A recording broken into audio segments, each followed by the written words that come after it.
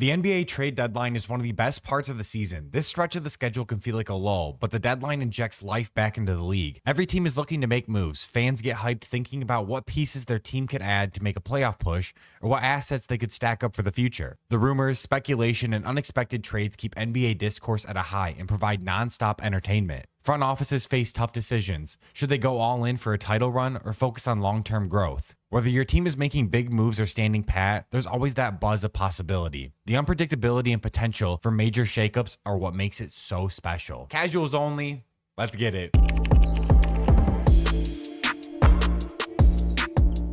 So as we all know, the trade deadline is coming up February 6th. As a Piston fan personally, I'm expecting us to kind of be buyers, but be very picky about what we're buying. I don't expect us to really go after Brandon Ingram or somebody like that. That could possibly risk us throwing away future assets or rushing this rebuild. I do at least expect us to be smart and take on contracts that can help us make a playoff push now, but will also have assets attached that can help us build for the future. So here are ideal landing spots for top 10 targets, starting out with Bruce Brown, number 10. The best landing spot seems to be the Miami Heat. If the Heat wind up moving Butler, they'll need to find a multifaceted swingman to replace his defensive versatility, secondary creation, downhill scoring, and overall tenacity. The healthy version of Bruce Brown checks all of these boxes, though, if this needs to be said, not the same degree that Butler does, obviously. But with the way Jimmy has been playing and the fact that you're not going to get Jimmy to play for you on the Miami Heat anymore, or at least give his 100%, getting somebody like Bruce Brown may just be better than what the product of Jimmy Butler that you're getting right now. Nikola Vucevic of the Chicago Bulls, best landing spot is the Golden State Warriors. What does that trade look like, to be honest? Is there anything in here that says that? It doesn't really say what the Warriors would trade. It does say, would a first round price tag scare off the Warriors? So assuming that the Bulls ask for a first round pick,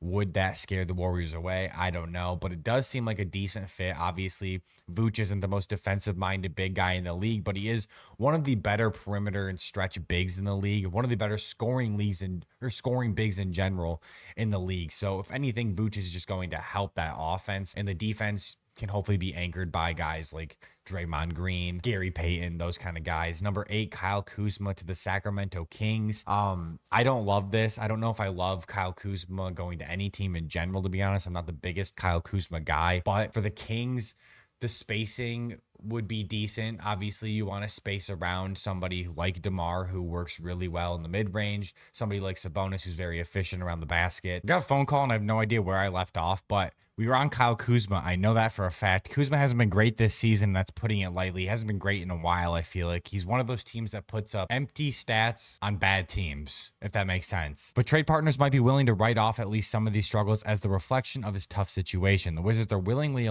wallowing. That is the biggest tongue twister. The Wizards are willingly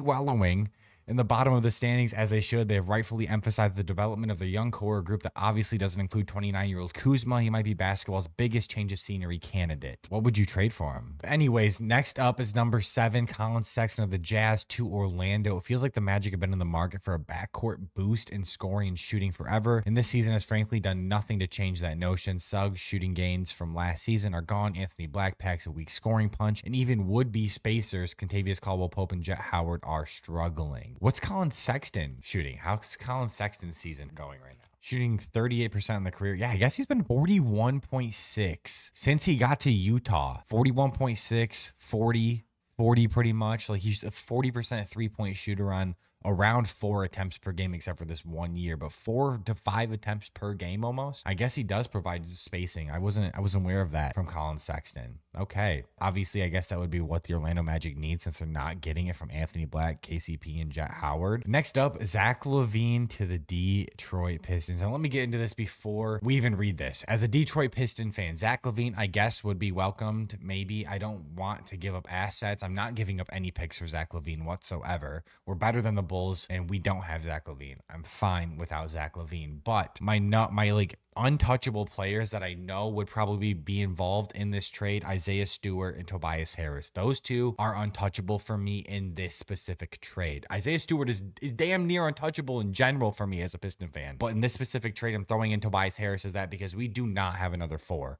Tobias is the only four we have. And I feel like if we get rid of Tobias, we get rid of a lot. We lose a lot there because then Asar has to play the four most likely, and he just isn't great as a four, better as a three.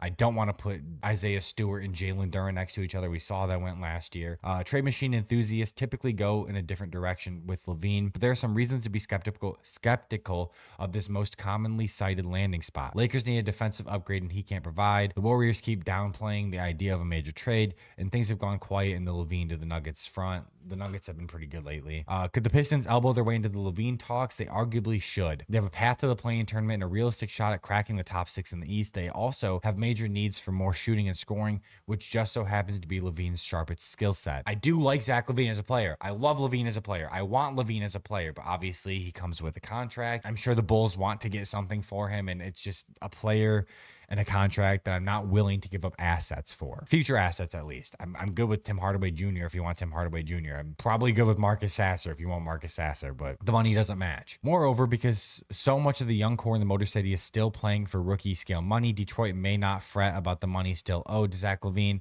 the way other potential suitors would. The Pistons could take the financial hit for the chance to push for the playoffs, and if this acceleration proves premature, LaVine should be tradable down the line if he's able to stay healthy and maintain anything close to a top-notch efficiency. I told you exactly my feelings on that. I like LaVine as a player, but I don't know how I feel about what we would have to give up to make the contracts match. The Brooklyn Nets, the best landing spot for Jonathan Kuminga.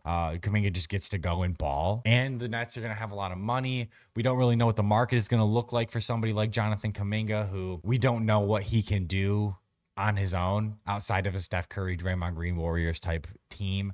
So I think a good spot for him would be the Brooklyn Nets. You get to watch him play out and see how he performs by himself, and then kind of dictate the type of money that you should pay somebody like Jonathan Kuminga. But next up, we have Brandon Ingram to the San Antonio Spurs. The Spurs have more than enough assets to do a big game hunting over the next few weeks, but that has seldom been their style. Not to mention, it seems unlikely that star De'Aaron Fox will shake loose. Still, it'll be fun to see this front office reward Victor Wembanyama for the stellar season he's having by getting him an actual co-star. I guess. I don't know. I don't have a ton of opinion on this. Like they said, Ingram actually has to stay healthy enough to fill that role, and that's something we haven't seen him be able to do. But we saw Dyson Daniels left the poison-tainted area of New Orleans, and now he's able to stay healthy and play basketball. So maybe it's just something that has to do with New Orleans. Would that be a fun little thing they got going on in San Antonio? Sure. I would like to see it, I guess. Cam Johnson at Oklahoma City. It was between Oklahoma City and Cleveland, I think. The Thunder could reasonably conclude that they have the association's best roster, say their 20-point takedown of the Cavaliers as the latest evidence. So they might just sleep their way through trade season if they want to get active, though. Obviously, they have enough assets to do it. For everything Oklahoma City has,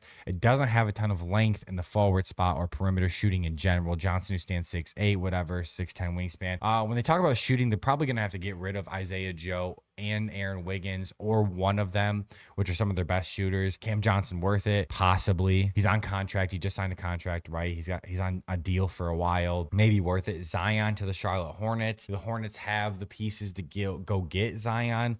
They probably have to trade their draft pick this year, which, I mean, it's whatever. Like I already said with Brandon Ingram, the injury history is tough for these guys coming out of New Orleans, and maybe just getting out of New Orleans is enough to help these guys not get injured anymore. Maybe it's just the fact that them being in New Orleans is why they're injured. Injury history just feels way too risky for franchises that, if they throw caution into the wind and unloaded assets, would need to see immediate results. And if Charlotte doesn't see immediate results, is this like the downfall? Like, do they just completely blow it up? You have to trade LaMelo at some point if they're not seeing results, if they go all in on a core of LaMelo, Zion, and Brandon Miller. I don't know. It would be fun. Obviously, you'd love to see the pairing of LaMelo and Zion. Best landing spot for Jimmy is the Phoenix Suns. It's literally not possible. We've been over this. It's not possible. I've made a video about this already. If you're interested in that, you can go find that. It's not going to happen. It will not happen. Next up, the desperation Golden State Warriors trade that could actually work. I just want to see what the trade is, and it is Kevin Durant, of course. Kevin Durant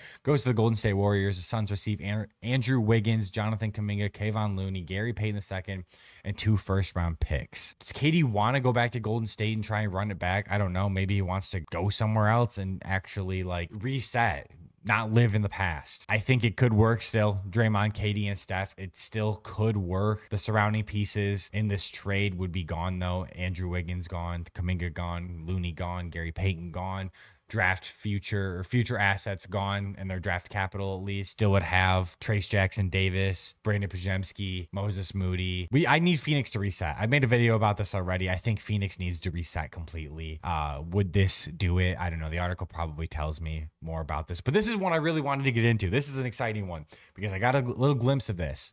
Got a little glimpse of what's in this trade package. Building another aggressive 3-team Los Angeles Lakers trade. This one is so exciting for me because it's one of those that's like trade the entire roster off of 3 teams and mix up the entire league pretty much. Lakers get Jakob Poeltl, Davion Mitchell, Delano Banton. The Raptors get DeAndre Ayton, Duop Reith, Jabari Walker, Rui Hachimura, Cam Reddish, Jalen Hood-Schifino, a 2029 top 8 protected first rounder from the Lakers, 2025 second rounder from the Clippers, or higher of Lakers or Clippers via the Lakers, $21 million trade exception. The Blazers get Bruce Brown, Kelly Olynyk, Garrett Temple, Christian Wood, a second rounder from the Blazers, second rounder from the Mavs, second rounder from the Raptors, and then 2 trade exceptions. Why would the Blazers do this? I would assume it's to open up space for Donovan Clingan to play. They bring in, I don't know, just probably a bunch of expiring contracts or players that could be traded in the future, whatever it is. It seems like one of those trades that they draft up that will benefit the large market team like the Los Angeles Lakers. Like,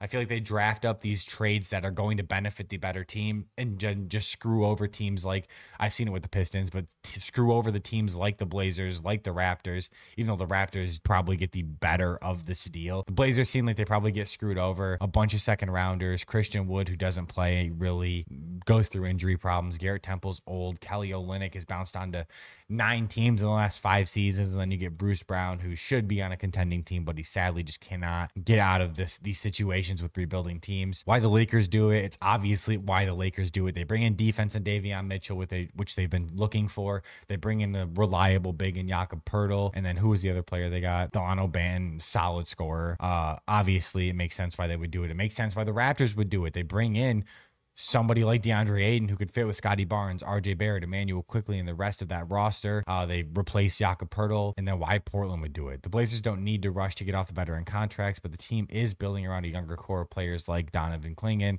and guard Shaedon Sharpe and Scoot Henderson. Portland can afford to wait to get out of Ayton over the summer, but it would be difficult to pass on the concrete offer to drop Ayton's $35 million contract to Kelly Olynyk's $13 million contract. The Blazers carry too much salary. I guess that is a good point. Forgot that Jeremy Grant is still on this roster and is making a ton of money. So if you can lose out on Ayton's contract, it lightens the salary books or the payroll quite a bit. So I guess that kind of makes sense. But the trade deadline, man, trade season. I love the NBA. This is the best time of the year when we're in like a lull in the middle of the season.